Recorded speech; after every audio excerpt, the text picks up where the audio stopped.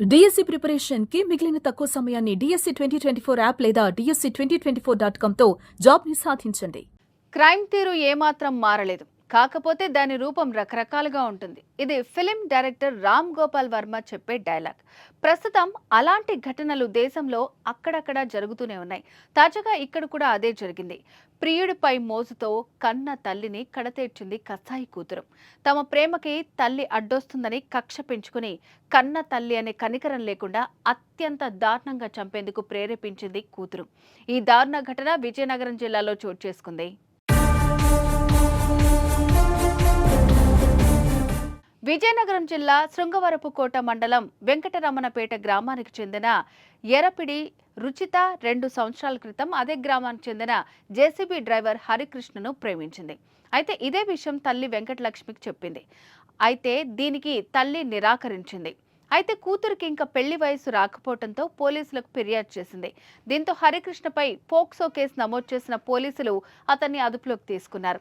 అయితే కొన్ని రోజుల తర్వాత హరికృష్ణ బెయిల్పై బయటకు వచ్చాడు. అయితే అతను బయటకు వచ్చేటప్పటికి సరిత మేజర్ ఇదే విషయం తల్లి వెంకటలక్ష్మికి చెప్పింది. కానీ ఆమె నిరాకరించింది. దీంతో తల్లిపై కూతురు సరిత కోపం పెంచుకుంది. ఎలాగైనా తల్లిని చంపేయాలని ప్రియుడితో కలిసి ప్లాన్ వేశారు.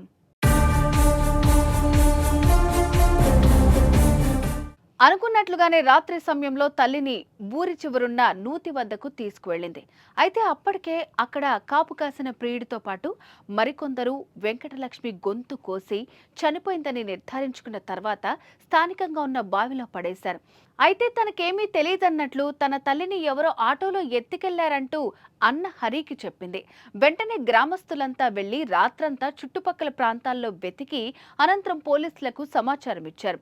దీంతో రంగంలోకి దిగిన పోలీసులు అనుమానం వచ్చి కూతురు రుచితను తమదైన శైలిలో ప్రశ్నించగా అసలు విషయం బయటకొచ్చింది. దీంతో శవాన్ని వెలికితీసిన పోలీసులు కేసు నమోదు చేసుకుని నిందితుల కోసం గాలిస్తున్నారు.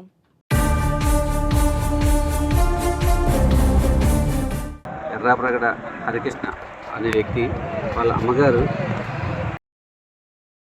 వెంకటరామపేట గ్రామస్తుడైనటువంటి ఎర్రాప్రగడ హరికృష్ణ అనే వ్యక్తి వాళ్ళ అమ్మగారు రాత్రి బహిర్భూమికని వెళ్ళి తిరిగి రాలేదని, తనను ఎవరో కొట్టి ఆటోలో తీసుకువెళ్ళిపోయారని ఆ చెల్లి చెప్పిందని దాని మీద మాకు ఈరోజు కంప్లైంట్ చేయడం జరిగింది. ఆ కంప్లైంట్ బేస్ చేసుకొని కేసు రిజిస్టర్ చేయడం జరిగింది. ఆ కేసు దర్యాప్తులో భాగంగా ఈరోజు అక్కడ క్రైమ్ సీన్ చూసి ప్రధానంగా చుట్టుపక్కల పరిసర ప్రాంతాల్లో వెతకగా ఈ రోడ్డు అవతల ఉన్నటువంటి యూత్లో ఒక చనిపోయిన ఆడ శవం కనిపించింది. ఆ శవంపై దర్యాప్తు చేస్తున్నాము. ఆ చనిపోయిన శవం ఫిర్యాదు ఇచ్చినటువంటి వాళ్ళ అమ్మగారు వెంకటలక్ష్మిగా తెలియవస్తుంది. దాని మీద ఇన్క్వెస్ట్ అది నిర్వహించి తదుపరి నిర్వహించి దీని కార్యక్రమం వ్యక్తులుగా చర్య తీసుకుంటాం.